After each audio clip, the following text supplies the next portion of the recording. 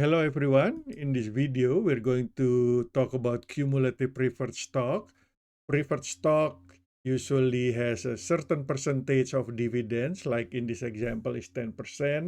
So 10% of the par value will be paid out by the company to preferred shareholders as dividends. Okay, now the company has 1,000 shares, so 1,000 shares at a par value of 100. The dividend rate is 10%.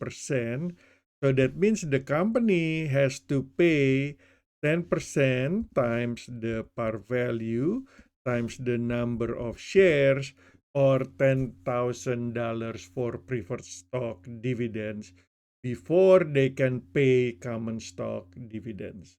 Okay. Now, with cumulative preferred stock, that means if the preferred stockholders do not receive any dividend in a certain year, they will be paid in future years when the company has money and decides to pay dividends. Otherwise, the company cannot pay the common stockholders dividends before they pay this, what we call dividend in arrears. Okay, so let's say in year one, so they should receive $10,000 every year, but year one there is no dividend payment. So then the preferred stockholders didn't receive any dividends. That amount that they should have received becomes dividends in arrears. If in year two the company doesn't pay dividend again, the dividend in arrears becomes $20,000. Okay, 10,000 for year one, 10,000 for year two, so the total is $20,000. Now let's say in year three the company has money and they decide to pay dividends.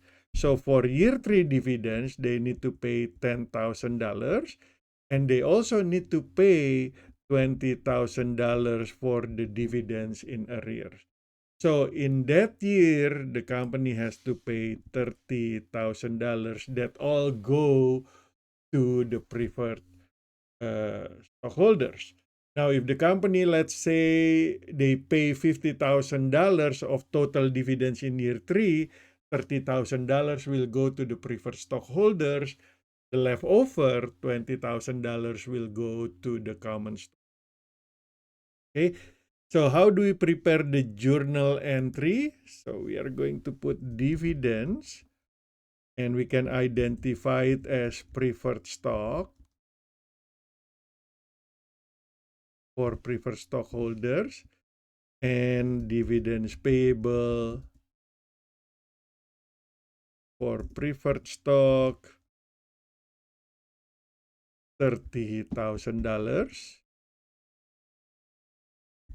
That's on the declaration date. And then on the payment date, of course, we are going to cancel the dividends payable, $30,000.